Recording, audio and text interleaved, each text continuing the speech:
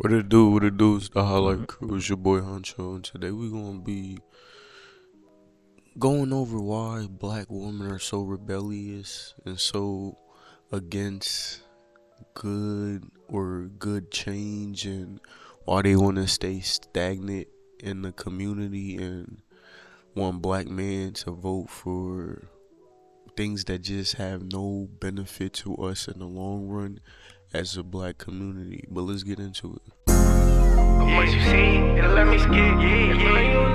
Money in this bitch though. Alright, firstly, we're going to be talking about black women and their behaviors and what they like to deem as black culture, or I'll call it black woman culture.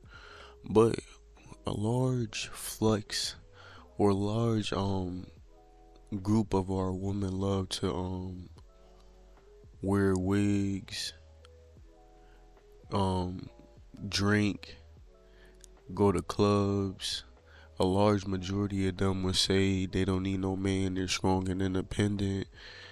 Most black women have a disdain for male leadership. They look at males as like something that they're above and that they're better than most black men that they look at. This is rooted from a systemic problem.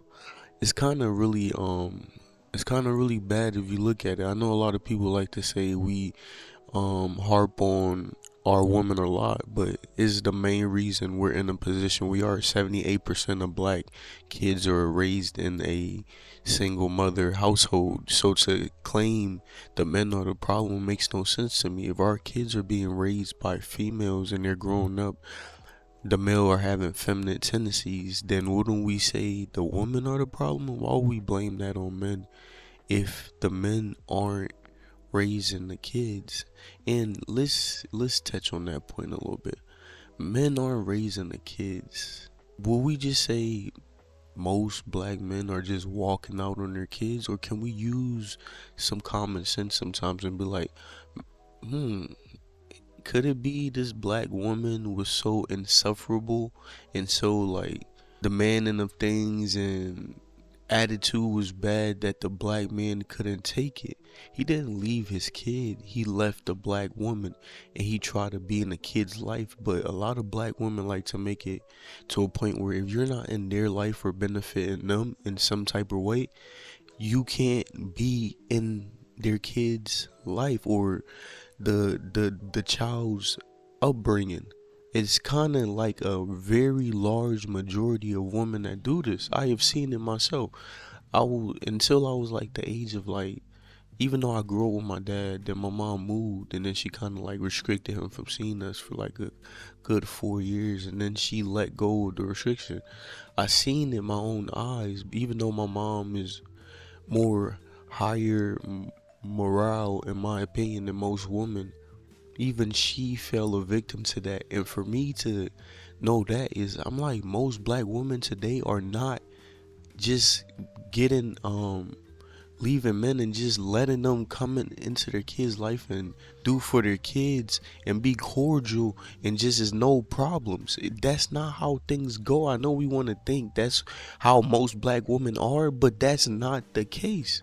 Most black men are not walking out on their kids because they don't love their kids. They're walking out because they can't deal with the woman attitude. What do you do with a woman that don't listen to you, don't respect you? Your words is nothing to her. What do you do? But just leave. You can't hit her. If you hit her, now you're going to jail. If you can't, like, oh, mental manipulation and all these new words that they made up to make it to a point where a woman can disrespect you in a relationship, and either you gotta bow down to her and happy wife, happy life, or if you leave, then you're looked at as a bad guy. So either case is the men is losing, and y'all don't seem to see our problem or see our fight that we have in this thing. And it's very like mind blowing to me that people say these things.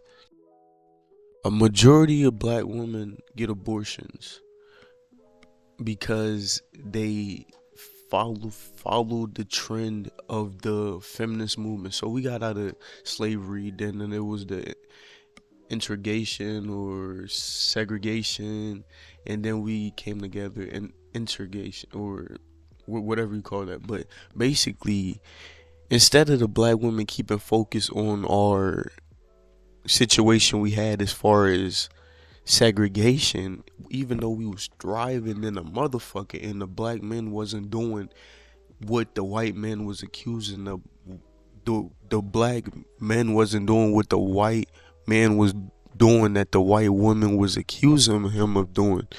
But for some reason, black women just hopped on this wave of feminism and, oh, all men are bad, men are oppressive, even though this is not a black fucking country, bro. We don't make rules in this country to, we wasn't the first people who came up with the constitution. How the fuck is it our fault that the laws and legislations are the way it is when we didn't freaking, it was not one black person that was at the table that wrote that law. It might have been dumb in the chairs and viewing it and stuff. I think I have read stuff like that where there was black people in the room and there was black people behind most of these ideas of stuff, but we wasn't the one that was in the position of power to sign and make laws on certain things. So for our black women to sell us out like that, y'all hopped on a wave that we had nothing to do with. We was making Black Wall Street. We put our women to the absurd pedestal back then.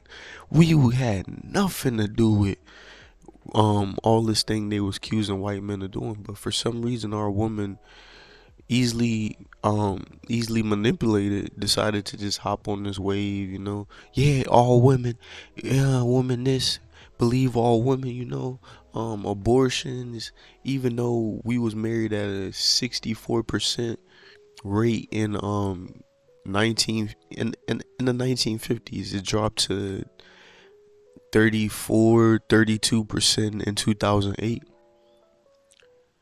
which is pretty drastic and a large jump. But for us to blame most of this on black men is kind of crazy. Our black woman sold us out for child support. They sold us out for, because it's a rule, if you're with a man, you cannot get child support. You cannot get most of these programs. So they decided, if a man pissed me off a little bit, I'm just put him on child support. Who give a fuck? Fuck what he has to pay his rent, then he has to worry about my rent too. That was making more burden on him. So of course he's out here doing drugs and shit because he's stressing, and there's a lot of things that's going on this man's mindset. Most men that are homeless is because child support or some type of divorce settlement that ruined his life.